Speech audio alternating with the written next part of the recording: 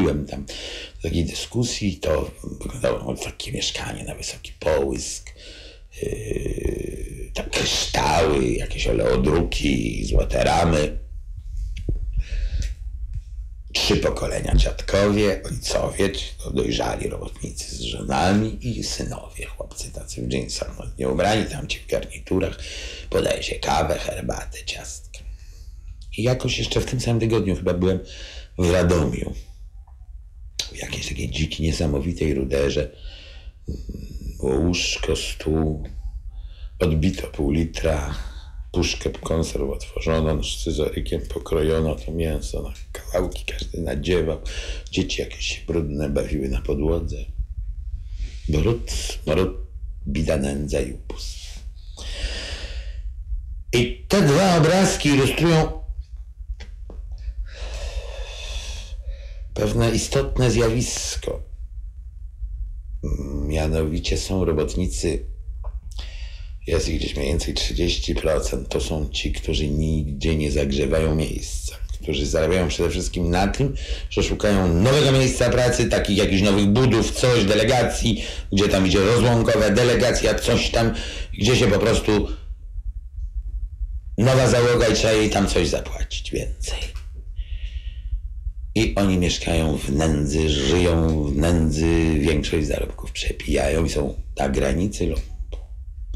I są robotnicy, którzy są zasiedziali w zakładzie, wysoko kwalifikowani fachowcy. Tych jest mniej więcej 30%, zresztą jest gdzieś tam po środku.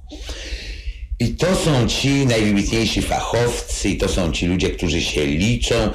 I myśmy początkowo mieli kontakt tylko z tymi pierwszymi. Było to Radom, Ursus, zwłaszcza, że kiedy się zaczęła działalność KOR-u, to oni wykonali taką operację. Oni wypuścili wszystkich robotników, a aresztowali lump, złodziei i bandziorów.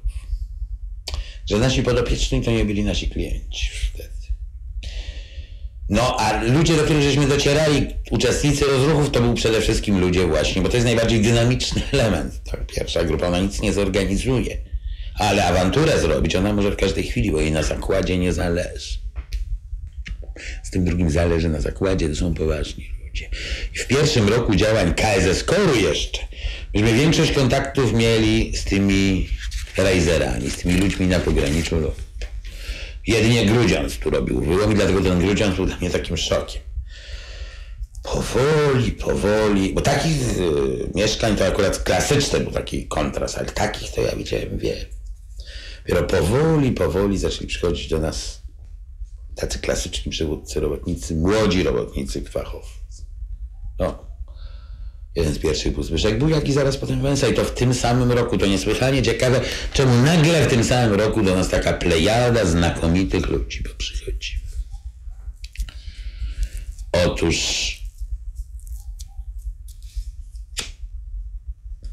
ze Zbyszkiem Bujakiem to ja miałem taką zabawną historię.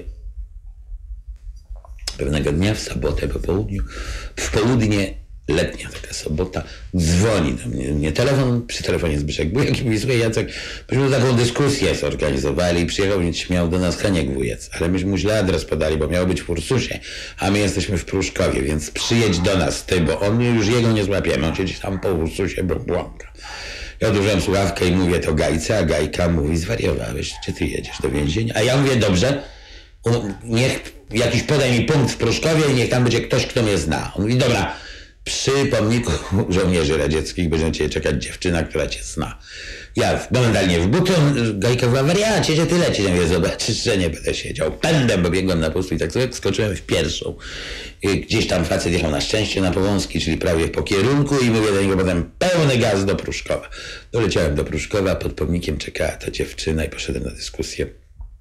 Wiedziałem, że mnie nie złapią i tam gdzieś w ogródkach działkowych w altance mieli zebranie działaczy z Ursusa. Wiedziałem, że mnie nie złapią, bo po prostu kalkulowałem tak: sobota, tuż po pracy. Ten, który słucha, sam decyzji nie podejmie, żeby mnie zatrzymać, aresztować, wysłać radiowozy. Musi złapać tego pułkownika, który podejmie decyzję. A nim on złapie tego pułkownika, co wyszedł z pracy, jeszcze nie doszedł i podejmie decyzję, to już będę w Ursusie.